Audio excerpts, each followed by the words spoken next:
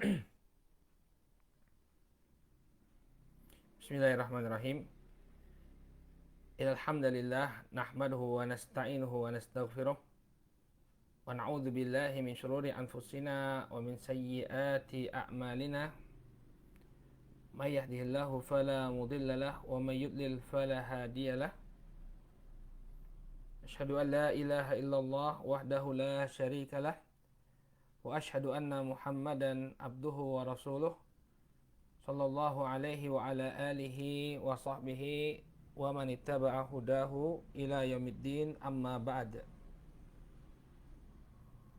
Ini siaran percobaan. Apakah bisa diterima? Tes 1 2 3. Bismillah.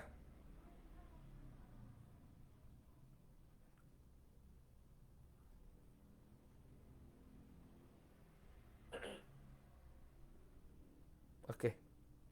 Bismillahirrahmanirrahim. Oke. Taib, alhamdulillah. Saudaraku kaum muslimin yang dimuliakan Allah, sebelumnya saya mohon maaf siaran kita agak tertunda karena ternyata dari Google Chrome sudah tidak bisa lagi untuk melakukan siaran dengan menggunakan share screen. Jadi kita pindah ke Firefox. Baik, insya Allah kita akan kembali melanjutkan pelajaran kita, membahas bagaimana perjalanan hidup dari junjungan kita Rasulullah Shallallahu Alaihi Wasallam. Pada pertemuan yang terakhir kita telah jelaskan bagaimana terjadinya perang Badar, itu ketika Nabi Alaihissalam berusaha untuk mencegat kafilah dagang Quraisy yang baru pulang dari berdagang di negeri Syam. Maka Abu Sufyan yang memimpin kafilah dagang tersebut, dia bersiasat, mencari jalan yang lain, kemudian meminta bantuan kepada orang-orang Quraisy. Ketika itu Rasul Shallallahu Alaihi Wasallam bermusyawarah dengan para sahabat apakah mereka akan kembali ke kota Madinah atau berhadapan langsung dengan orang-orang Quraisy ini. Maka ternyata para sahabat menginginkan agar pasukan kaum muslimin berhadapan dengan kaum musyrikin ketika itu, sehingga meletuslah perang Badar yang pada akhirnya peperangan tersebut dimenangkan oleh kaum muslimin, dan bahkan kaum muslimin berhasil mendapatkan atau menawan beberapa orang dari kalangan Quraisy. Lalu Nabi Shallallahu Alaihi Wasallam pun meminta kepada orang-orang Quraisy untuk memberikan tebusan atas tawanan-tawanan perang yang telah ditawan oleh pasukan kaum muslimin. Baik, sekarang kita akan masuk ke dalam pembahasan yang baru, yakni tentang peristiwa-peristiwa apa saja yang terjadi pasca atau setelah perang Badar. Jadi ada beberapa peristiwa penting yang terjadi pasca perang Badar. Di antaranya atau sebelumnya, kita akan jelaskan terlebih dahulu, saudaraku kaum muslimin yang dimuliakan Allah, bahwa para sahabat yang mengikuti perang Badar ini mereka memiliki keistimewaan yang melebihi para sahabat lainnya. Ini yang perlu kita ketahui bersama. Kalau antum melanjutkan membaca sirah an-nabawiyah, kemudian melanjutkan dengan membahas sirahnya para khulafaur rasyidin, para sahabat, antum akan dapati nanti istilah masyaikhul badr. Masyaikh Badar. Masyaikh itu adalah sahabat-sahabat senior yang mengikuti perang Badar. Jadi mereka ini di sisi para sahabat sendiri mereka mempunyai keistimewaan, memiliki keutamaan. Di antara keutamaannya bahwa Ahlul Badar ini adalah kaum muslimin yang terbaik. Jadi kita tahu bersama bahwa para sahabat ini adalah orang-orang yang terbaik, manusia-manusia terbaik pasca para nabi. Kemudian di antara para sahabat ini yang terbaiknya adalah orang-orang yang mengikuti perang Badar. Disebutkan dari Mu'ad bin Rifa'ah ibn Rafi' dari ayahnya bahwa dahulu bapaknya itu termasuk Ahlul Badar. Jadi Rifa'ah bin Rafi' ini adalah seorang sahabat yang mengikuti perang Badar. Kemudian Rifa'ah bin Rafi' ini mengatakan, Ja'a Jibril ila Nabi sallallahu alaihi wasallam faqala. Jibril datang kepada Nabi sallallahu alaihi wasallam, kemudian beliau mengatakan, ma ta'udduna ahlal badr fikum. Maka kemudian Jibril bertanya kepada Rasul sallallahu alaihi wasallam, bagaimana pendapat kalian tentang Ahlul Badar yang ada di tengah-tengah kalian, para sahabat yang mengikuti perang Badar, bagaimana kedudukannya di sisi kalian? Qala min afdalil muslimin. Maka kemudian Nabi sallallahu alaihi wasallam mengatakan mereka termasuk kaum muslimin yang paling afdal, paling terbaik. Ya, au kalimatan nahwa, atau dengan ucapan yang seperti itu. Qala wa kadzalika man syahida badran minal malaikah. Maka kata Jibril alaihissalam, demikian juga ya para malaikat yang mengikuti perang Badar. Ya, jadi para malaikat yang mengikuti perang Badar ini juga termasuk malaikat yang paling afdol, termasuk malaikat yang paling afdol. Ya, ini menunjukkan keutamaan Ahlul Badar. Ya, karena Ahlul Badar ini adalah perang pertama ya, konflik pertama, konflik besar yang pertama yang terjadi antara kaum muslimin dan kaum musyrikin. Kemudian dalam hadis yang lain, ya, dalam hadis yang diriwayatkan oleh Imam Ahmad dari Jabir bin Abdullah radhiyallahu taala anhuma, sebutkan bahwa Rasulullah SAW bersabda, "Lan yadkhulan nara ahadun syahida badron." Ya, tidak akan masuk neraka selama-lamanya orang yang ikut perang Badar. Jadi para sahabat ridwanullah alaihim ajmain yang mengikuti perang Badar ini dijamin oleh Rasul sallallahu alaihi wasallam bahwa mereka tidak akan masuk neraka. Jadi luar biasa ya orang-orang yang mengikuti perang Badar. Demikian juga Ahlu Badar ini juga diampuni oleh Allah Subhanahu wa taala. Ya, nanti kita akan dapati peristiwa Fathu Makkah. Pada peristiwa Fathu Makkah ada seorang sahabat namanya Hatib bin Abi Balta'ah. Hatib bin Abi Balta'ah karena ingin melindungi keluarganya, ya, karena ingin melindungi keluarganya, maka dia mengirim seorang budak wanita untuk mengkabarkan kepada penduduk Makkah bahwa Rasul Shallallahu Alaihi Wasallam berencana untuk menyerang kota Makkah. Bukan karena berkhianat bukan, ya. Beliau hanya ingin agar keluarganya itu ada yang melindungi. Maka kemudian ketahuan, ya, Nabi Sallallahu Alaihi Wasallam mendapatkan pemberitahuan, lalu beliau menyuruh Ali bin Abi Thalib untuk menyusul wanita tersebut, kemudian ditangkaplah, kemudian dibawa dibawa suratnya kepada Nabi Sallallahu Alaihi Wasallam, lalu Hatib pun dipanggil oleh Rasulullah SAW di hadapan para sahabat. Kemudian Hatib menjelaskan alasannya, bukan ingin berkhianat kepada Rasulullah SAW, hanya saja keluarganya sana nggak ada yang melindungi, maka dia khawatir nanti keluarganya celaka, ya, ketika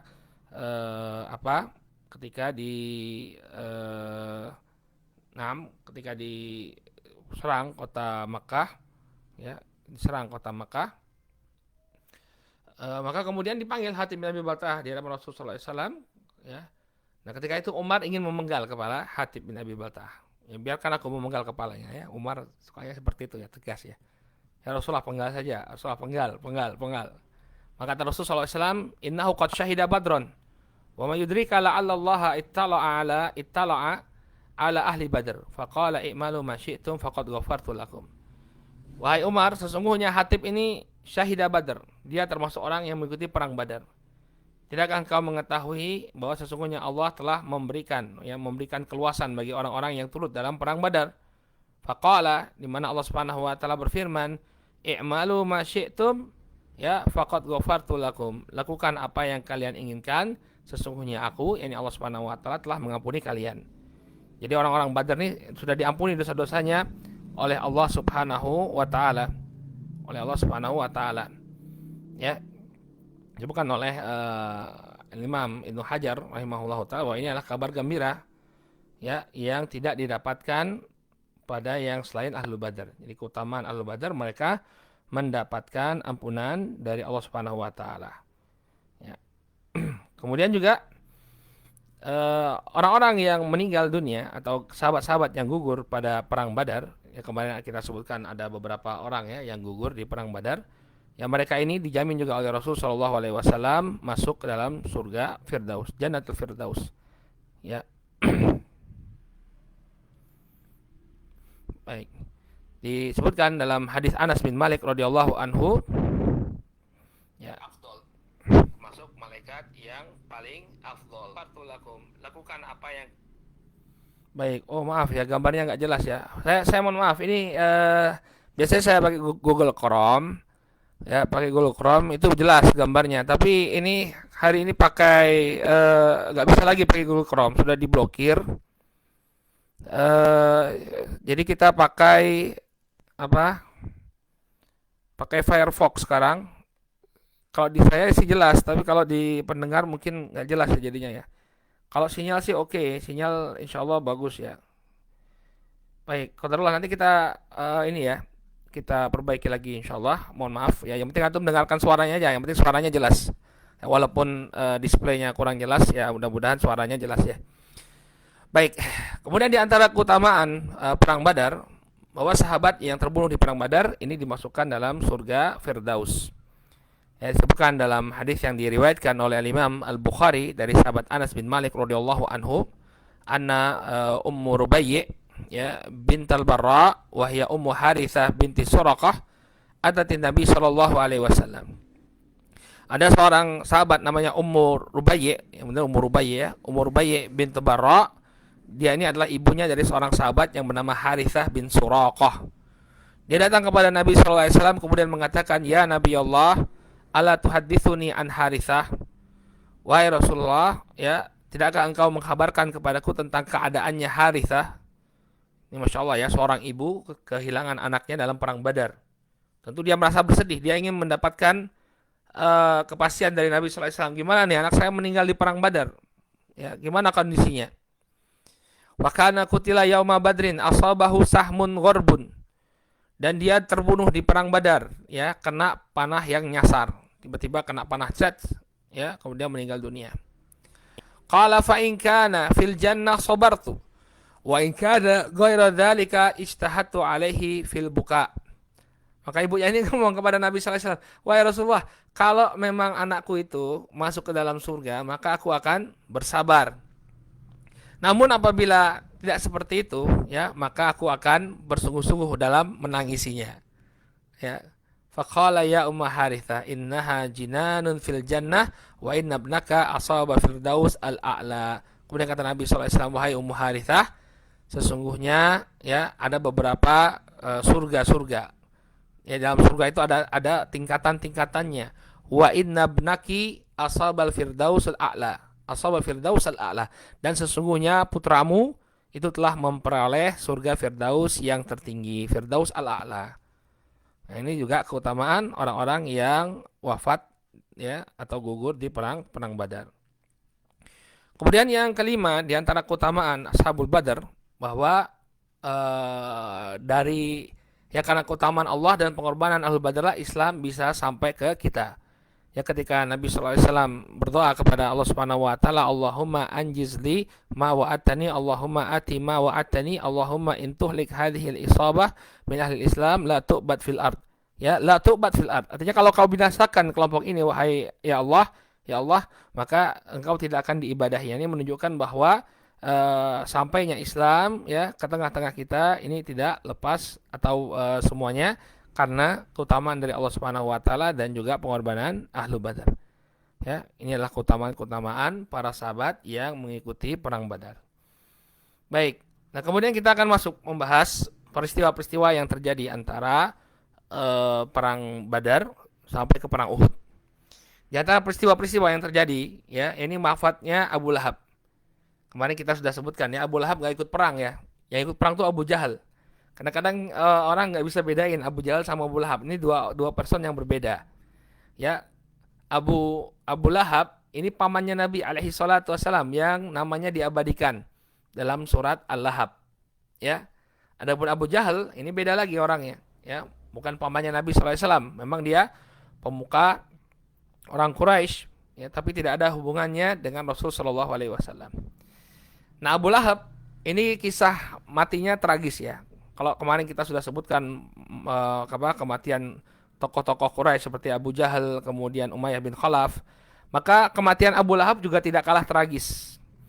Ya, ceritanya begini, disebutkan oleh Ibnu Ishaq dalam sirahnya bahwa Abu Lahab dan Abu Sufyan ketika itu sedang membicarakan bagaimana kemenangan kaum muslimin. Jadi ketika itu ya diceritakan ya demikian hebatnya perlawanan kaum muslimin sampai 1.000 pasukan yang jumlahnya 3 kali lipat daripada pasukan kaum muslimin itu nggak bisa untuk menekan kaum muslimin. Ya, maka kemudian ketika itu mereka ini berceritanya itu di dekat rumahnya Abbas. Ya, dekat rumahnya Abbas. Ini ada, kalau saya lihat itu ada khilaf sepertinya di kalangan para ulama, apakah Abbas ini sudah masuk Islam atau belum ketika itu. Ya, Karena sebagiannya mengatakan Abbas itu masuk Islam ketika Fatu Makkah atau menjelang Fatu Makkah. Sebagian lagi para ulama mengatakan bahwa Abbas dan keluarganya itu masuk Islam, hanya saja mereka menyembunyikan keislamannya.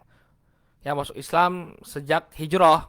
Ya, mereka tetap ada di Mekah, ya, tapi tidak menunjukkan keislamannya, menyembunyikan keislamannya. Wallahu alam, ya. Hanya saja dia masuk Islam atau tidak, dari awal Abbas ini sudah simpati dengan dakwahnya Nabi Shallallahu Alaihi Wasallam. Demikian juga istrinya Ummu Fadl, ya. Maka ketika itu mereka ini ngobrolnya dekat rumahnya Abbas, ya. Nah, Ummu Fadl istrinya Abbas mendengar pembicaraan tersebut, termasuk budaknya, yang bernama Abu Rafi' mendengar pembicaraan antara Abu Lahab dan Abu Sufyan. Nah, ketika mendengar menangnya kaum muslimin, ya, dengan dengan kemenangan yang tidak disangka-sangka, maka Abu Rafi' ini gembira, kan dia kan beriman, ya. Abu Rafi' ini beriman, ya. Kemudian keceplosan dia ngomongnya, ya. Sesungguhnya pasukan mereka itu ditolong oleh malaikat. Ya, antum bagaimana misalnya ada 2 orang kafir, ya, terus membicarakan tentang peperangan yang terjadi antara kaum muslimin dan orang-orang kafir. Tentu kita ngepro yang muslim kan, ya. Sering kan kalau kita masih kecil itu kan ada yang mukul kita pasti memenangkan jagoan kita. Maka Abu Rafi ketika itu mengatakan, "Oh, mereka itu tolong oleh malaikat." Ngomongnya di depan Abu Lahab dan Abu Sufyan. Ya, 2 orang pembesar Quraisy yang kebenciannya kepada Islam ketika itu luar biasa. Maka spontan Abu Lahab mukul Abu Rafi, ya. Budak aja, ya. Tak dipukul Abu Rafi.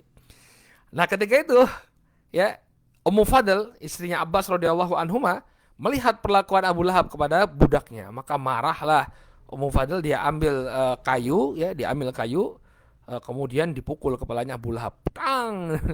Berani kamu memukul budakku. Wah, ini keberaniannya Ummu Fadl. Ummu Fadl bintul Harith, ya.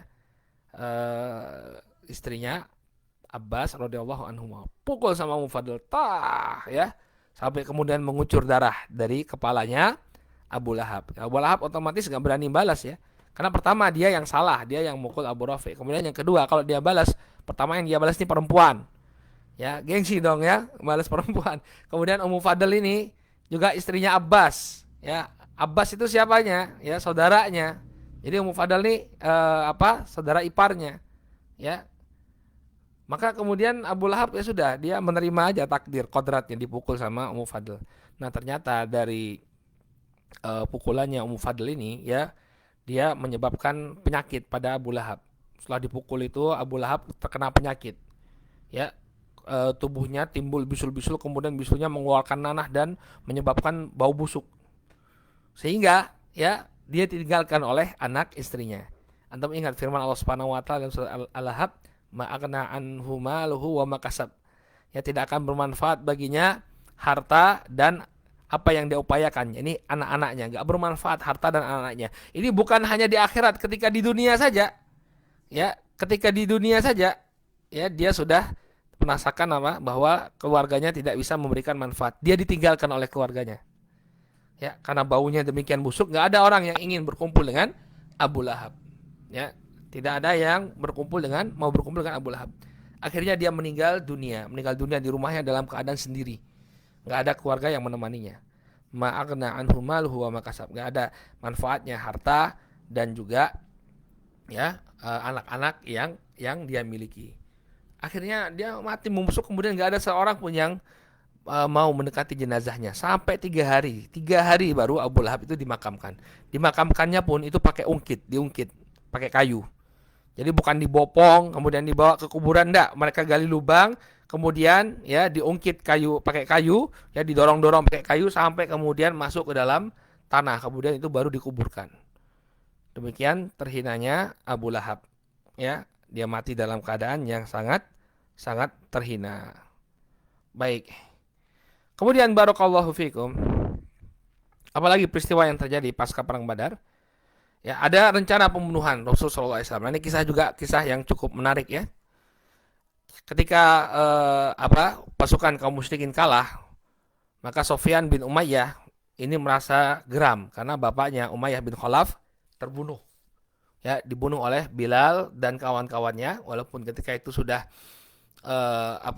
mendapatkan perlindungan dari Abdurrahman bin Auf, tapi Abdurrahman bin Auf tidak bisa mencegah dibunuhnya Umayyah bin Khalaf oleh orang-orang yang dulu pernah dia siksa. Maka Sofwan bin Umayyah sebagai seorang anak tentunya ya, dia ingin membalas dendam. Ya, dia kemudian mencari siapa orang yang mau membunuh Rasul Shallallahu Alaihi Wasallam. Nah, ketika itu ada seorang musyrikin Quraisy dan dia juga seorang pembesar, ya, namanya Umair bin Wahab al-Jumahi. Ya, Umair ini anaknya tertawan, Wahab bin Umair, ya, itu tertawan di kota Madinah. Dan dia pun marah kepada Nabi Sallallahu Alaihi Wasallam. Ya, jadi pas Sofwan ini sedang mencari orang yang ingin membunuh Rasul Shallallahu Alaihi Wasallam, kemudian Umair bin Wahab, ya, ketika itu juga ingin membunuh Rasul Shallallahu Alaihi Wasallam. Maka kemudian kaum muslimin yang dimuliakan oleh Allah Subhanahu Wa Taala, bertemulah mereka. Kemudian Umair bin Wahab mengatakan, ya, saya ini kalau nggak menghalangi saya, ya. Jadi Umar bin Wahab ini punya utang dan dia juga punya kewajiban untuk menafkahi keluarganya. Maka dia mengatakan kepada Sofwan, ya, Sofwan, kalau ada yang menanggung, ya, saya itu mau membunuh Muhammad, ya, pergi ke sana. Ya, hanya saja kata dia, ya, kalau saya pergi ke sana kemudian saya terbunuh, siapa yang nanggung nafkah keluarga saya? Dan juga saya punya utang-utang katanya. Ya, saya juga punya hutang-hutang, siapa yang nanti akan menanggung hutang-hutang saya? Maka kemudian Sofwan bin Umayyah mengatakan, ya sudah, nafkah keluargamu aku yang tanggung, hutang-hutangmu aku yang bayar, tapi bunuh Muhammad, berangkat kau ke Madinah, bunuh Muhammad. Ya, maka kemudian setuju, ya, Umar bin Wahab, ya sudah, ya, jadi dendam bapaknya Sofwan terbayarkan dan mereka pun bisa beristirahat dari Nabi Alaihissalam. Akhirnya Umair pun, ya, berangkat ke kota Madinah. Dia berpura-pura ingin menebus anaknya Wahab bin Umair. Nah, ketika itu dia meminta izin untuk bertemu langsung dengan Rasul Shallallahu Alaihi Wasallam. Ya, maka kemudian berhadapan dengan Umar bin Khattab. Ya, Umar udah tahu lah, namanya Umar kan instingnya, masya Allah, ya, tahu orang ini bergelagat jelek.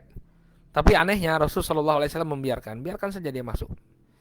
Ya, padahal ketika itu dia sudah membawa pedang itu, ya. Nabi SAW pun tahu, ya.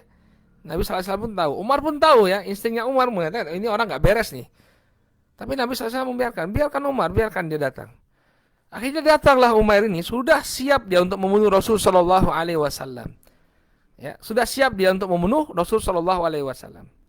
Kemudian Rasul Shallallahu Alaihi Wasallam pun mengisahkan kepada Umar, wahai Umar, bukankah engkau telah bertemu dengan Sofwan bin Umayyah? Kemudian kalian membicarakan seperti ini bahwa engkau tidak ada yang menanggung kebutuhan keluargamu, tidak ada yang membayarkan hutang-hutangmu. Kemudian Sofwan menyanggupinya, lalu engkau pun datang ke sini untuk membunuhku. Kaget Umar.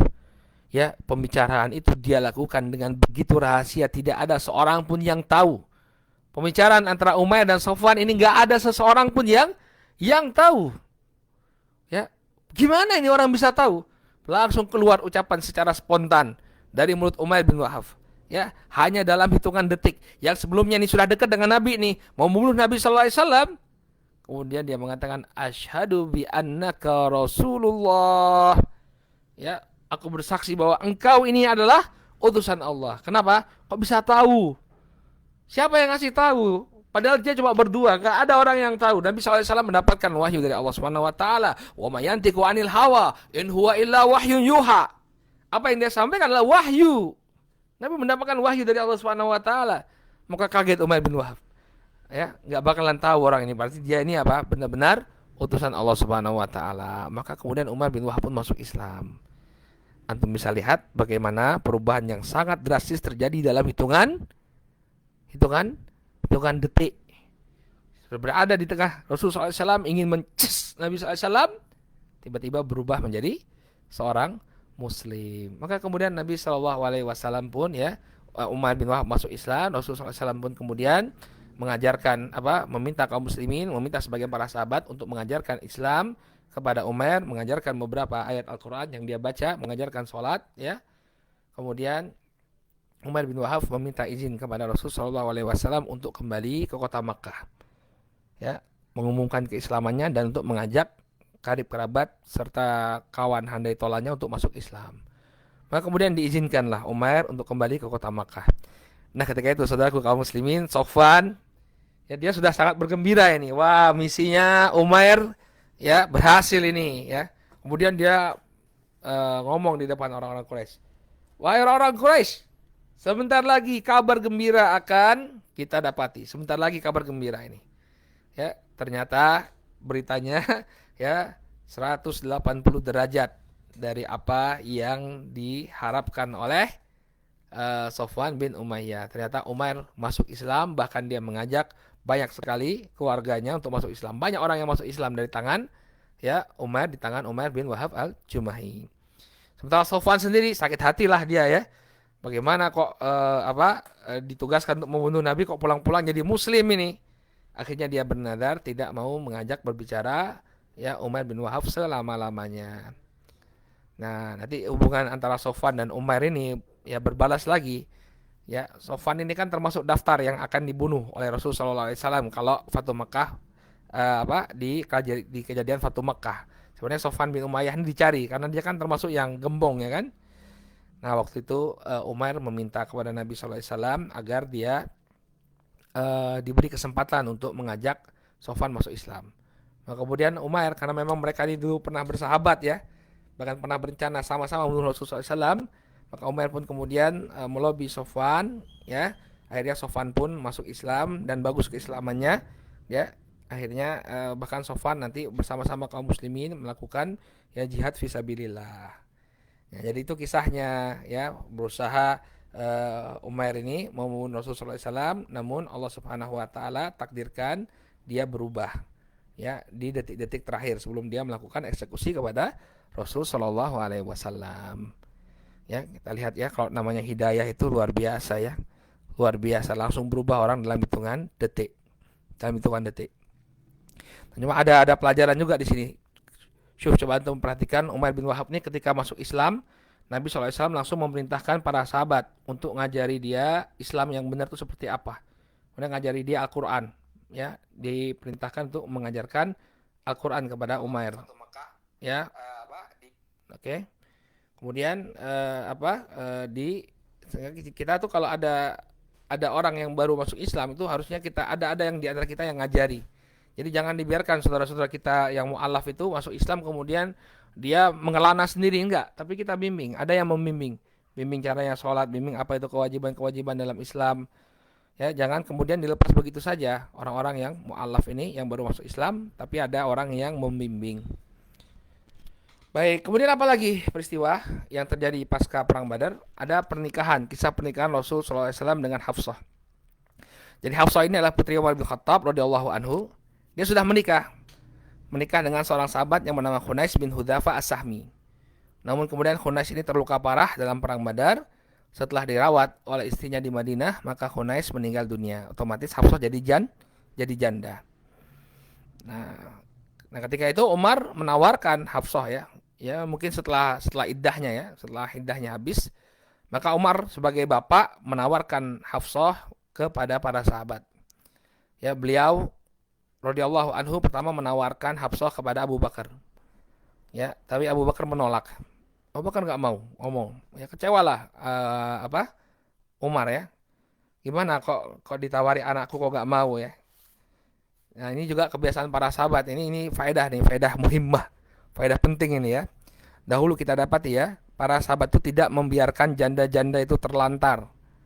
Ya, mereka selalu langsung menikahi para janda-janda. Jangan dibiarkan menjanda.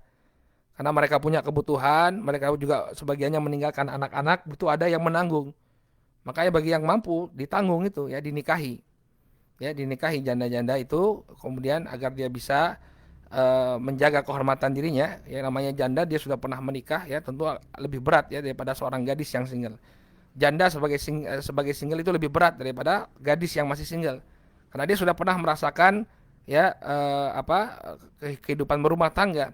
Kemudian itu dicabut darinya, tentu berat. Makanya itu para sahabat tidak meninggalkan para janda, melainkan mereka menikahi janda-janda tersebut. Dan Umar sebagai bapak ya enggak membiarkan anaknya jadi janda, langsung ditawarkan. Tawarkannya ke orang-orang yang terbaik. Jadi enggak apa-apa misalnya antum punya anak janda gitu, tawarkan cari orang yang kira-kira bisa menjadi suami yang baik bagi anak-anak kita. Ya. Dan Umar menawarkan kepada Abu Bakar As-Siddiq. Abu Bakar As-Siddiq menolak. Kecewa Umar. Ya, kecewa. Kenapa ini kok Abu Bakar menolak? Kemudian ditawarkan kepada Utsman. Nah, Utsman ini juga baru meninggal ya. Istri beliau Ruqayyah ketika itu sakit ya. Kemudian meninggal dunia. Makanya kan Utsman itu kan tidak ikut perang Badar. Karena istrinya sakit parah, maka dia menjaga istrinya, kemudian istrinya meninggal dunia. Ya. Nah, baru meninggal dunia ditawarin oleh Abu Bakar. Ya, Abu Bakar menawarkan kepada Utsman untuk menikah, tapi Utsman ini sudah punya calon dia, ya. Ini Ummu Kulsum, istrinya anaknya Rasulullah SAW. Maka dia pun ikut menolak. Ya, dia ikut menolak permintaan Umar. Nah, Umar kecewa sekali, kemudian dia mengadu kepada Rasul Shallallahu Alaihi Wasallam. Maka Rasulullah SAW hanya mengatakan apa? Insya Allah Hafsah akan mendapatkan yang lebih baik. Ya, ternyata apa? Ternyata Rasul Shallallahu Alaihi Wasallam lah yang kemudian melamar Hafsah. Kemudian nikahlah Rasul SAW dengan putrinya Umar radhiyallahu taala anhu yang bernama Hafsah. Ya, ini istri keberapanya Nabi, berarti keempat ya. Pasca Khadijah, beliau menikah dengan Saudah, kemudian Aisyah, kemudian dengan Hafsah. Jadi Hafsah ini dinikahi pasca perang Badar setelah beliau menjanda. Ya.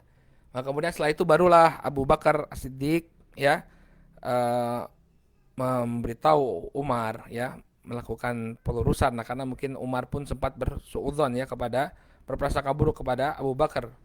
Ya, maka kemudian Umar radhiyallahu anhu meluruskan ya, sesungguhnya bukan saya menolak, bukan saya nggak mau sama putrimu ya. Kalau kamu yang meminta pasti aku akan penuhi. Hanya saja yang melatar belakangi mengapa kok Abu Bakar tidak mau menikahi Hafsah, karena beliau sudah mendengar Rasul Shallallahu Alaihi Wasallam menyebut-nyebut tentang Hafsah. Ya, namanya kawan ya, Rasulullah dan Abu Bakar ya, berteman baik ya, berteman akrab. Ya, kaum laki-laki tahulah apa yang biasanya diomongkannya. Dan Nabi Shallallahu Alaihi Wasallam ya ketika itu menyebut-nyebut Hafsah. Nih Hafsah sudah janda, kasihan ya. Jadi apa? Ingin dinikahi oleh Rasulullah SAW. Maka Abu Bakar ya sudah, ini Rasulullah pengen ya, Rasulullah ingin. Dan dia gak mungkin membongkar rahasianya Rasul kemudian mengatakan kepada Umar ya, wahai Umar, sebenarnya saya pengen nikah tapi Rasul mau menikahi. Ya, jangan ya, itu gak jaga rahasia namanya. Nah, begitu Rasulullah menikah baru dibuka. Jadi karena gak ada lagi, bukan rahasia lagi. Ya, maka kemudian dibuka oleh Abu Bakar As-Siddiq di hadapan Umar bahwa sesungguhnya dia ingin menikahi Hafsah, tapi karena Rasulullah SAW sudah menyebut-nyebut tentang Hafsah, maka beliau pun membiarkan Rasulullah SAW untuk menikahi Hafsah. Ya. Maka kemudian nikahlah Nabi SAW ya. Hafsah ini termasuk orang yang dipercaya untuk memegang mushaf Al-Quran nanti ya. Nanti di masa Abu Bakar As-Siddiq sudah mulai ada perpecahan di tengah-tengah kaum muslimin, atau ketika di masa Abu Bakar As-Siddiq banyak di antara para penghafal Quran yang meninggal dunia. Maka kemudian Umar mengusulkan kepada Abu Bakar untuk mengumpulkan Al-Quran dalam satu mushaf. Kemudian awalnya Abu Bakar keberatan ya, karena yang demikian nggak ada contohnya dari Nabi SAW mengumpulkan lembaran-lembaran Al-Quran ya. Akhirnya dikumpulkan Al-Quran tersebut ya menjadi satu mushaf, lalu yang menyimpannya adalah Hafsah. Ketika itu yang yang dimintai untuk jadi tim penyusunan mushaf itu kepalanya adalah Zaid ibn Thabit ya. Zaid ibn Thabit yang mengepalai penyusunan mushaf. Kemudian setelah mushafnya jadi dibawa ke Hafsah. Hafsah lah yang menyimpannya sampai nanti di masa Utsman ya, mushaf itu dikopi atau disalin ulang menjadi beberapa mushaf, lalu dibagi-bagikan ke penjuru negeri kaum muslimin. Nah, Hafsah sendiri meninggal dunia di tahun 47 Hijriah di masa pemerintahan Muawiyah. Jadi dia cukup panjang usianya ya. Ya, di tahun 47 Hijriah baru beliau meninggal dunia. Ini kisah pernikahan Rasulullah SAW dengan Hafsah. Kemudian apa lagi peristiwa yang terjadi ya?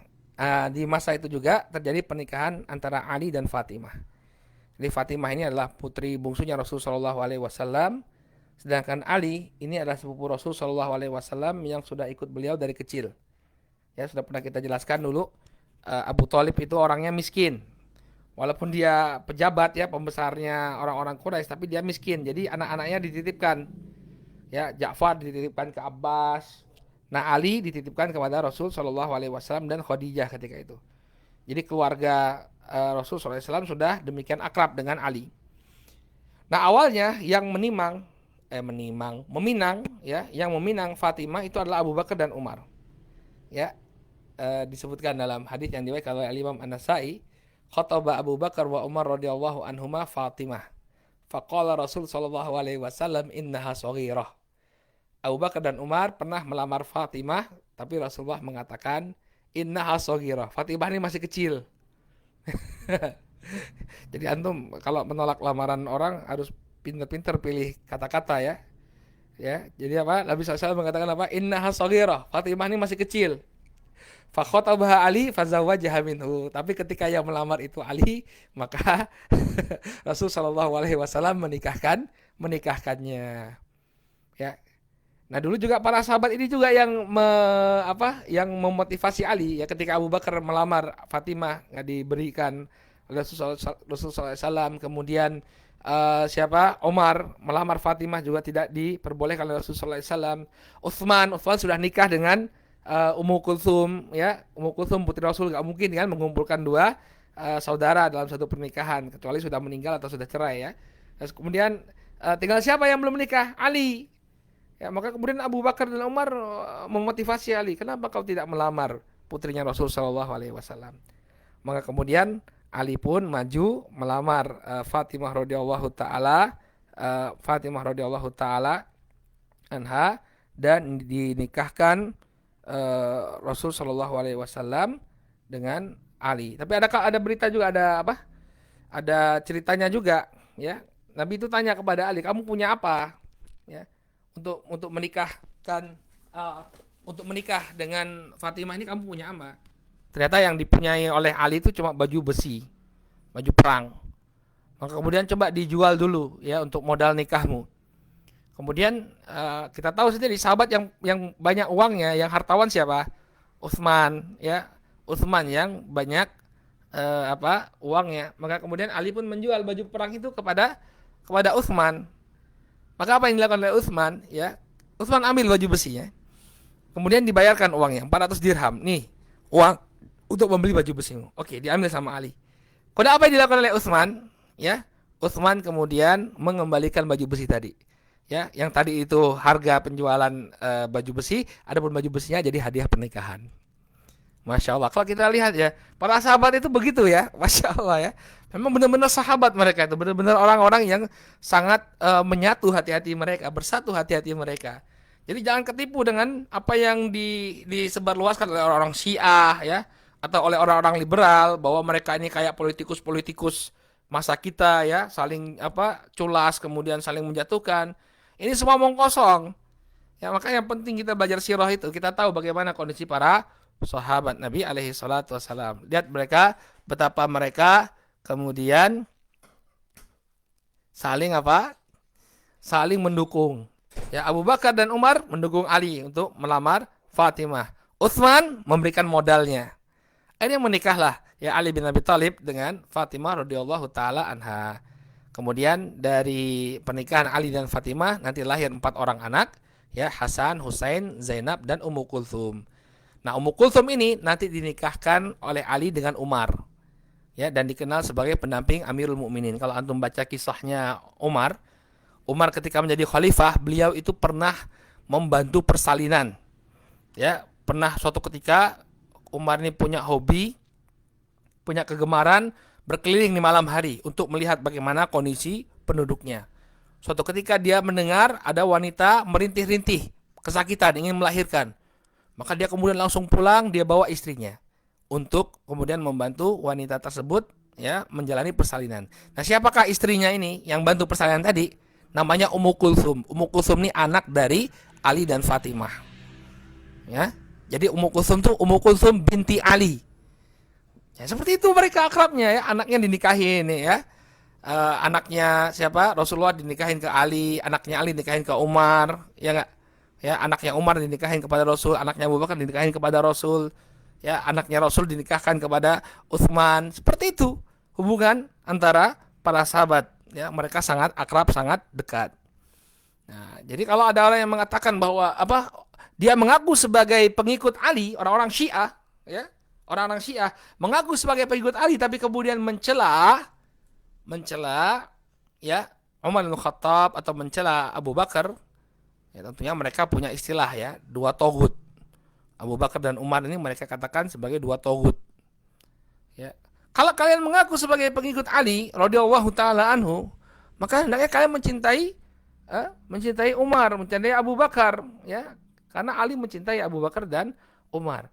Bagaimana mungkin Ali bisa melepas anaknya kalau misalnya dia memang menganggap Umar itu sebagai musuh Allah, ya, sebagai orang yang kafir, sebagai togut. Bagaimana mungkin Ali kemudian melepaskan anaknya Ummu Kulthum untuk dinikahi dengan ya Amirul Mukminin Umar bin Khattab radhiyallahu taala anhu.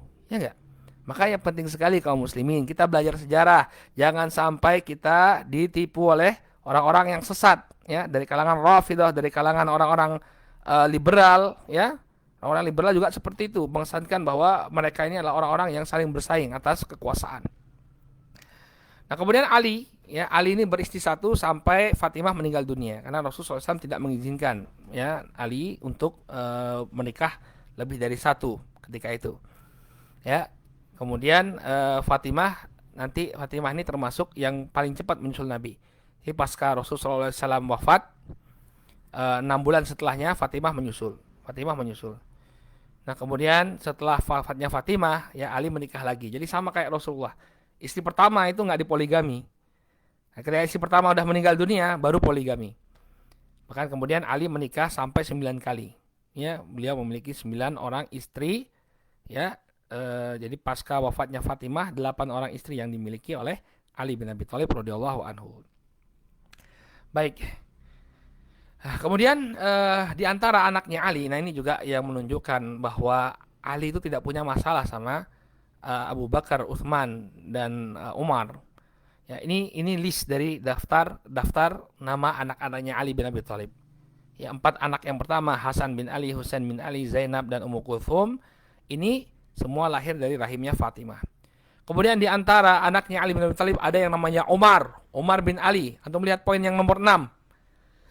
Anaknya namanya Umar bin Ali. Nomor 10, anaknya bernama Utsman bin Ali. Nomor 13, anaknya bernama Abu Bakar bin Ali. Abu Bakar. Ya, bagaimana mungkin kalau mereka ini adalah togut-togut sebagaimana yang dikatakan oleh orang Syiah, kemudian Ali sebagai imam mereka ya berkenan untuk memberikan nama togut kepada anak-anaknya? Nggak mungkin. Tapi karena kecintaan Ali kepada ketiga figur ini, anak-anaknya pun diberikan nama ya dengan nama ketiga figur para khulafa, Umar, Utsman, Abu Bakar. Jelas ya, insyaallah. Nah, jadi banyak sekali bantahan-bantahan terhadap orang-orang yang berusaha menuduh ya para sahabat ini saling cakar-cakaran. Tidak, mereka saling mencintai, luar biasa kecintaan mereka satu sama lain. Baik, ini yang selanjutnya ya, ini kisah antara pernikahan antara Ali dan Fatimah.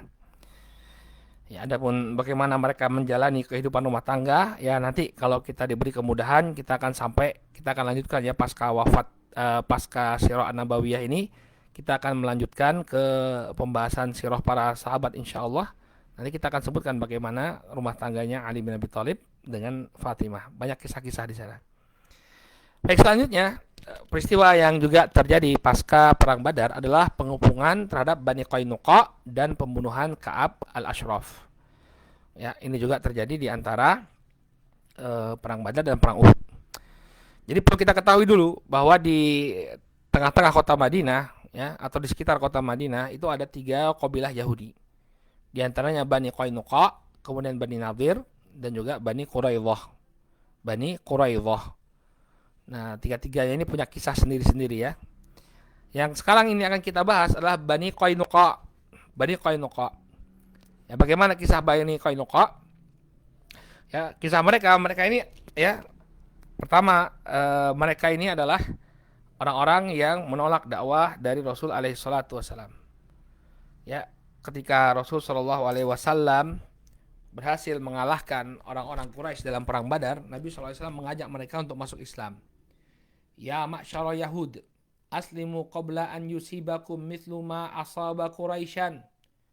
Wahai orang-orang Yahudi, masuk Islamlah kalian sebelum kalian ditimpa dengan apa yang menimpa orang-orang Quraisy.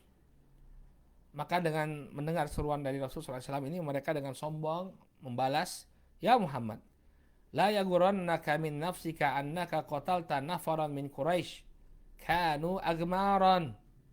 Wahai Muhammad, ya jangan kamu sombong dengan keberhasilanmu membunuh beberapa orang Quraisy. Kanu agmaran, orang Quraisy itu orang-orang yang bodoh, orang-orang yang nggak tahu tentang peperangan. Ya, padahal yang nggak tahu perang itu orang Yahudi. Orang Yahudi kalau antum melihat, barakallahu fikum, mereka selalu bersembunyi di benteng-benteng. Nggak terbiasa berperang, nggak mau berhadapan dengan musuh secara langsung. Coba lihat nanti ya, benteng makanya ada Khaybar, ya, ada benteng Bani Nadir, ya, banyak benteng-bentengnya, ya. Jadi mereka ini ngomong aja bluffing, cuma pandai menggertak. Ya, kalau perang nggak berani mereka, ya, selalu bersembunyi di balik benteng-benteng mereka. Tapi lihat bagaimana dia ngece orang-orang Quraisy. Katanya kanu agmaron la ya'rifuna al-qital. Orang-orang Quraisy itu nggak kenal pertempuran, nggak bisa berperang. Padahal pengalaman perangnya orang-orang Quraisy jauh lebih hebat daripada mereka, ya. Kemudian kata mereka, innaka law qatalna la arafta anna nahnun nas. Ya, sesungguhnya kalau engkau memerangi kami, ya, engkau berani memerangi kami, nah ketika itu baru kamu tahu siapa kami. Ya, kami ini adalah orang-orang yang perkasa. Nahnun nas. Kami adalah orang-orang yang hebat. Ya, cobalah kalau kau berani, ya, perangi kami, baru kamu akan mengetahui bagaimana kehebatan kami dalam berperang. Wah, Bani Qainuqa ya, akhi. Ya, orang-orang Yahudi, ya, ngomongnya gede. Ya. Jadi mereka menolak dakwah Rasulullah SAW. Nah, kemudian turunlah firman Allah Subhanahu wa taala, "Qul lil ladzina kafaru satughlabuna wa tusyaruna ila jahannam wa bi'sal mihad." Katakanlah kepada orang-orang kafir bahwa sesungguhnya kalian pasti akan dikalahkan di dunia ini dan akan digiring ke dalam neraka Jahannam. Wa bi'sal mihad. Neraka Jahannam itu merupakan seburuk-buruknya tempat kembali. Waqad kana lakum ayatun fi fi'atayn iltaqata fi'atun tuqatilu fi sabilillah wa ukhra kafirah. Dan sesungguhnya telah ada tanda bagi kalian terhadap dua orang yang bertemu untuk berperang. Sebagian mereka atau segolongan di antara mereka berperang di jalan Allah dan sebagiannya lagi kafir. Yarawnahum mithlaihim ra'al ain wallahu yu'ayyidu binasrihi may yasha inna fi dzalika la'ibratan liulil absar. Kemudian, ya, mereka melihat, ini orang-orang kafir itu melihat bahwa kaum muslimin itu menjadi dua kali lipat, mithlaihim, ya, jumlahnya dua kali lipat dari mereka. Kemudian apa kata Allah Subhanahu wa taala, wallahu yu'ayyidu binasrih. Allah Subhanahu wa taala menguatkannya dengan bantuannya, menguatkan kaum muslimin dengan bantuannya. Yani dengan diturunkannya para malaikat. Inna fi dzalika la ibratan liulil absar. Yang demikian itu merupakan pelajaran bagi orang-orang yang memiliki mata hati. Ya, ini peringatan kepada mereka, jangan kalian sombong seperti itu. Ya, yang membuat kaum muslimin menang itu adalah Allah Subhanahu wa taala, sehingga kaum musyrikin itu melihat pasukan kaum muslimin menjadi dua kali lipatnya mereka, menjadi dua kali lipatnya kaum musyrikin. Ya, jadi bukan karena orang mereka itu tidak expert dalam berperang, tidak, tapi karena pertolongan dari Allah Subhanahu wa taala. Baik. Kemudian Bani Qainuqa, ya, ini melakukan pelecehan kepada wanita muslimah. Ya, jadi dahulu pasar-pasar itu dikuasai oleh orang Yahudi. Ini sebelum Nabi SAW membuat pasar, ya, nanti Nabi itu membuat pasar, ya, membuat pasar baru. Karena pasar-pasar sebelumnya, ya, bahasa kita itu sekarang marketplace-nya, ya, itu dikuasai oleh orang-orang Yahudi. Pasar-pasar mereka, ada pasar Bani Qainuqa.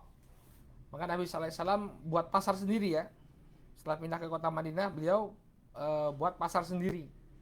Jangan sampai pasarnya itu dikuasai oleh orang Yahudi. Orang Yahudi ini jahat-jahat mereka dalam berdagang. Ya, karena tidak punya akhlak, mereka berusaha untuk mengambil keuntungan sebesar-besarnya tanpa mempedulikan keadaan orang. Nah, dahulu ada orang wanita muslimah yang diganggu oleh orang-orang Yahudi. Ketika itu diikat, bajunya diikat, ya, ketika itu wanitanya sedang duduk, kemudian bajunya diikat, sehingga ketika dia berjalan, ketika dia berangkat, tersingkaplah auratnya wanita ini. Maka kemudian ketawalah orang-orang Yahudi. Tertawa orang-orang Yahudi melihat pelecehan terhadap wanita muslimah. Ya. Lalu kemudian ada dari seorang kalangan kaum muslimin, ya, menolong menolong wanita tadi, kemudian mendapatkan perlawanan dari orang yang usil tadi, sampai kemudian terjadi perkelahian, sampai orang Yahudi tadi mati, dibunuh oleh sang muslim yang ingin menjaga kehormatan sang wanita. Nah, setelah melihat kawan-kawan yang melihat ini ada orang Yahudi yang mati, ya mereka pun mengeroyok kaum muslimin tadi, sampai kemudian kaum muslimin tadi meninggal dunia. Jadi ini asal muasalnya Bani Qainuqa diperangi oleh Rasulullah SAW. Mereka melecehkan seorang wanita, kemudian dibela oleh seorang muslim, kemudian muslimnya dibunuh oleh orang-orang Yahudi. Jadi paham ya kronologinya ya. Ini yang salah siapa? Yang salah mereka. Nah, kemudian dikepunglah Rasulullah SAW mengepung Bani Qainuqa. Ya, apa tadi kita flashback lagi ya. Apa ucapan mereka? Ya Muhammad, la yaghurannaka min nafsika annaka qatalta nafaran min Quraisy kanu agmaran la ya'rifuna al-qital innaka law qatalna la arafta anna nahnu nas. Ya Muhammad, jangan sombong. Ya, kamu memang bisa mengalahkan orang Quraisy, tapi kalau berhadapan dengan kami, ya baru kau tahu kami ini adalah orang-orang yang hebat dalam berperang. Ya, itu kata orang Bani Qainuqa. Tapi kemudian dikepung oleh Rasulullah SAW, ya kampungnya Bani Qainuqa selama 15 hari, akhirnya nyerah mereka. Mana omonganmu wahai Bani Qainuqa?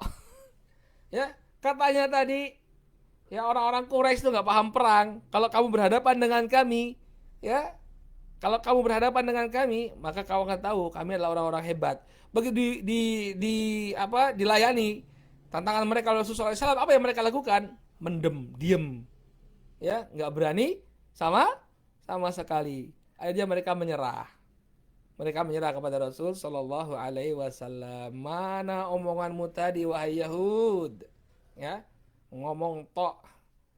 Nah, maka kemudian ya Nabi SAW memerintahkan agar ya dieksekusi Bani Qainuqa. Nah, muncullah tokoh munafik Abdullah bin Ubay bin Salul. Ya, dia seorang yang munafik dan dulu pernah berhubungan baik dengan Bani Qainuqa. Jadi orang-orang Yahudi ini pintar, dia lobbynya ya, dia cari pembesar-pembesar kaum, kemudian dia dia layani dengan begitu baik sehingga pembesar-pembesar kaum ini memiliki kecenderungan kepada mereka. Ya, sama sebenarnya kalau antum melihat orang-orang sekarang kalau ingin menjajah suatu negeri, dia akan cari pembesar-pembesar kaumnya. Ya, misalnya ada orang yang ingin ngambil kekayaan Indonesia. Dia akan cari pembesar-pembesar kaumnya, dikasih apa. Sehingga walaknya orang-orang ini yang harusnya walak dia kepada negaranya, tapi walaknya menjadi walak kepada penjajah. Ya, walak kepada orang-orang asing. Nah, sama Abdullah bin Ubay ini, ya, harusnya dia sudah berada di pasukan di barisan kaum muslimin. Tapi karena itu tadi walaknya dia kepada Bani Qainuqa, dia pun melobi Rasul Shallallahu Alaihi Wasallam untuk melepaskan Bani Qainuqa. Maka Nabi SAW kemudian melepaskan mereka. Tapi tidak boleh membawa harta-harta mereka. Ini harta-hartanya tetap ditinggalkan. Ya, jadi rampasan perang. Terusirlah Bani Qainuqa dari kota Madinah. Itu pun atas lobinya Abdullah bin Ubay. Ya, pada hakikatnya Nabi SAW menginginkan agar mereka dieksekusi. Ini peristiwa yang pertama. Kemudian peristiwa yang kedua, pembunuhan Ka'ab bin Ashraf. Nah, Ka'ab bin Ashraf ini dia adalah orang Yahudi yang sangat kuat permusuhannya kepada Islam, dan dia terang-terangan memprovokasi Yahudi untuk memerangi Rasulullah. Padahal kan sudah ada perjanjian, nggak boleh saling menyerang, harus saling mendukung. Tapi lihat bagaimana dia berkhianat, ya. Bahkan ketika orang-orang Muslim berhasil memenangkan perang Badar, dia justru datang ke Mekah untuk menghibur orang-orang Mekah. Lihat bagaimana jahatnya dia, berada di barisan kaum muslimin. Tapi ketika kaum muslimin menang, justru dia melayangkan ucapan duka cita kepada musuh-musuh Islam. Datang dia ke kota Mekah. Ya. Nah, kemudian Ka'ab bin Ashraf ini ditanya oleh Abu Sufyan, siapakah yang lebih utama antara kami atau mereka, yakni kaum muslimin? Maka dia menjawabkan, kalian ini lebih benar, ya. Kalian ini lebih jalan kalian ini lebih lurus daripada kaum muslimin. Kaum muslimin ini menyimpang. Padahal dia ahli kitab, ya. Kalau dia kan tahu sebenarnya apa yang disebut oleh Nabi SAW itu lebih dekat dengan agama mereka. Kalau kita bandingkan agama kaum musyrikin yang menyembah berhala dengan agama kaum muslimin yang menyembah Allah dan mengimani para rasul termasuk nabi-nabinya, orang-orang Bani Israel seperti Musa, Harun, dan yang selainnya, ya, Daud, Sulaiman dan yang selainnya. Bukankah kaum muslimin harusnya lebih dekat dengan orang-orang Yahudi? Ya enggak? Harusnya kaum muslimin lebih dekat dengan orang-orang Yahudi, tapi ketika ditanya oleh orang-orang musyrikin, siapa yang lebih dekat ya kepada kebenaran? Maka kemudian Ka'ab mengatakan, ya kalian kaum musyrikin. Ya, kalian kaum musyrikin lah yang lebih apa? Ahda minal ladzina amanu sabila. Yang jalannya itu lebih lurus daripada orang-orang yang beriman, daripada kaum muslimin. Ya. Kemudian Allah Subhanahu wa taala menurunkan firman-Nya dalam surat An-Nisa ayat 51, ya, alam taro ilal ladzina utu nasiban minal kitab yu'minuna bil jibti wat taghut wa yaquluna lil ladzina kafaru haula'i ahda minal ladzina amanu sabila. Ya, tidakkah engkau melihat orang-orang yang diberikan Alkitab, orang-orang Yahudi ada kitabnya. Ya, mereka justru beriman kepada jibt dan taghut. Ya, jibt ini maknanya banyak ya, tukang sihir, kepada kekufuran, ya. Mereka lebih beriman kepada jibt dan taghut dan mengatakan kepada orang-orang yang kafir, ya, bahwa orang-orang yang kafir ini adalah ahda minal ladzina amanu sabila, lebih baik petunjuknya daripada orang-orang yang beriman. Ya. Ini apa yang dilakukan oleh Ka'ab bin Ashraf. Maka kemudian kuat sekali ya alasan agar Rasulullah SAW membunuh Ka'ab bin Ashraf. Yang pertama, ya, dia melakukan pengkhianatan. Ya, sebelumnya sudah ada kesepakatan orang-orang Yahudi yang ada di kota Madinah hendaknya memberikan dukungan kepada kaum muslimin, maka dia berkhianat. Ya, maka nggak apa-apa kalau kita dikhianati, kita batalkan pengkhianatan, kemudian kita lakukan eksekusi. Ini satu hal yang diperbolehkan. Ya, kemudian keberadaan Ka'ab membahayakan, bahaya. Dia memprovokasi orang kerjanya. Alangkah naifnya kita kalau misalnya ada seorang yang kerjanya dia jelas kafirnya ya, bukan seperti Abdullah bin Ubay yang ngaku Islam ya. Nah, Ka'ab bin Ashraf ini dia ngaku sebagai seorang kafir, seorang yang kafir. Sehingga tidak akan muncul fitnah kalau dia dibunuh. Berbeda kalau Abdullah bin Ubay bin Salul yang dibunuh, maka ini bisa menimbulkan fitnah. Oh, Abdullah bin Ubay Islam kok, kenapa dibunuh? Nah, kan jadi fitnah. Nah, kemudian Ka'ab nggak jadi masalah, dia Yahudi. Ya, maka Nabi SAW memerintahkan dia untuk dibunuh. Demikian juga Ka'ab ini orangnya kaya, dia punya harta. Ya, kalau orang dia miskin, ya cuma modal omongan saja, mungkin modal cangkem saja, mungkin akan lebih ringan untuk dihandle. Tapi dia ini punya harta dan dia orang yang cerdas, jadi bisa menimbulkan makar dan sangat berbahaya bagi kaum muslimin. Maka Nabi SAW menawarkan kepada para sahabat, ya. Maka kemudian disanggupi oleh Muhammad bin Maslamah, dan kisah pembunuhannya juga cukup menarik ya. Jadi Muhammad bin Maslamah ini pura-pura pinjam uang kepada Ka'ab, ya. Kemudian Muhammad bin Maslamah ini dia mengatakan bahwa setelah Nabi ini masuk ada kewajiban bayar zakat. Jadi seolah-olah mengeluh kepada Ka'ab, sehingga Ka'ab ini merasa simpati kepada Muhammad bin Maslamah. Oh, ini Muhammad bin Maslamah ini orang nggak suka juga sama Muhammad. Ya, padahal Muhammad bin Maslamah ini strategi saja biar dia bisa dekat dengan Ka'ab. Dia katakan bahwa setelah ada Muhammad ini banyak sekali kewajiban yang harus kami tunaikan. Nggak berdusta dia ya, benar ya. Memang banyak kewajiban kan. Beda antara orang sebelum Islam dengan setelah Islam. Beda di antara fase Makkah dengan fase Madinah. Di fase Madinah banyak syariat. Ya, maka kemudian Ka'ab bin Ashraf pun menjadi akrab dengan Muhammad bin Maslamah sampai kemudian suatu malam ya dibunuhlah Ka'ab bin Ashraf oleh Muhammad bin Maslamah. Ya, dibunuhlah Ka'ab bin Ashraf melalui tangan Muhammad bin Maslamah. Baik. Nah, kemudian orang-orang Yahudi protes kepada Nabi SAW. Kenapa Ka'ab kok dibunuh? Ya, padahal kita sudah terikat perjanjian. Nah, kata Nabi justru dia yang mengkhianati perjanjian. Ya, justru kata Nabi SAW dia yang mengkhianati perjanjian. Maka kemudian orang-orang Yahudi pun merasa khawatir mereka. Kemudian mereka mulai meratifikasi perjanjian yang sebelumnya sudah pernah dibuat dan dikuatkan kembali. Dikuatkan kembali bahwa orang-orang Yahudi akan setia kepada kaum muslimin, demikian juga kaum muslimin tidak akan memerangi orang-orang Yahudi. Ya, jadi udah 2 kali ini ya. Ini penguatan janji mereka yang kedua kalinya. Yang sebelumnya mereka dalam Sulh Hudaybiyah perjanjian Madinah ya, mereka bersepakat untuk mendukung Rasulullah SAW. Ya, maka kemudian diperbarui lagi perjanjiannya. Ya. Nah, kemudian ada beberapa hikmah dari pengusiran Bani Qainuqa dan pembunuhan Ka'ab bin Ashraf. Ya, ini pelajaran keras bagi Yahudi-Yahudi lainnya agar mereka tidak berbuat sama dengan Ka'ab. Ya, makanya nanti relatif aman ya, relatif aman dari gangguan Yahudi sampai nanti perang Ahzab. Perang Ahzab. Ya, kemudian juga beliau ingin menampakkan bahwa beliau tidak akan bersikap lemah lembut terhadap orang yang melecehkan perjanjian, menjanjikan perjanjian. Jadi orang memang seperti itu ya, kalau kita sudah bikin perjanjian, kemudian ada orang yang melanggar perjanjian, ini harus diberi sanksi. Ya, ajarkan dia untuk menghargai perjanjian yang telah dibuat. Baik, ini kejadian yang terjadi, ini pengusiran Bani Qainuqa dan juga pembunuhan Ka'ab bin Ashraf.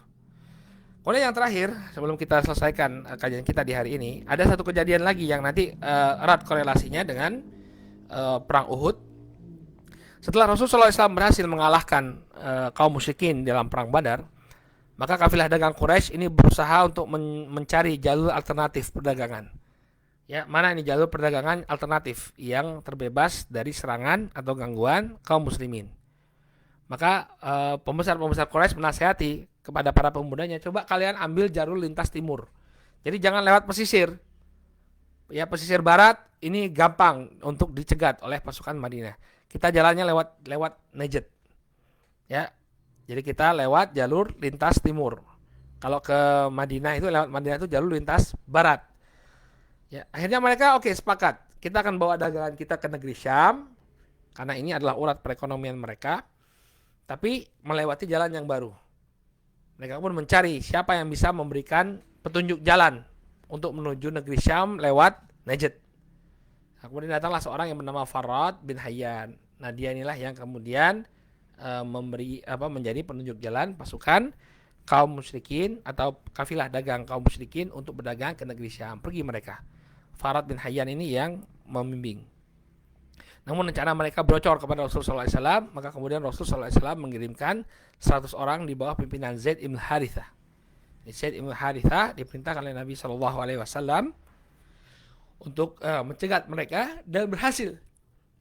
Ya, ketika mereka lewat jalur timur, ya berhasil dicegat oleh Zaid ibn Harithah dan kemudian dibawa ghanimah yang sangat banyak ke hadapan Rasulullah SAW. Kemudian Farad bin Hayyan dibawa juga ke hadapan Rasulullah SAW. Kemudian dia pun masuk Islam.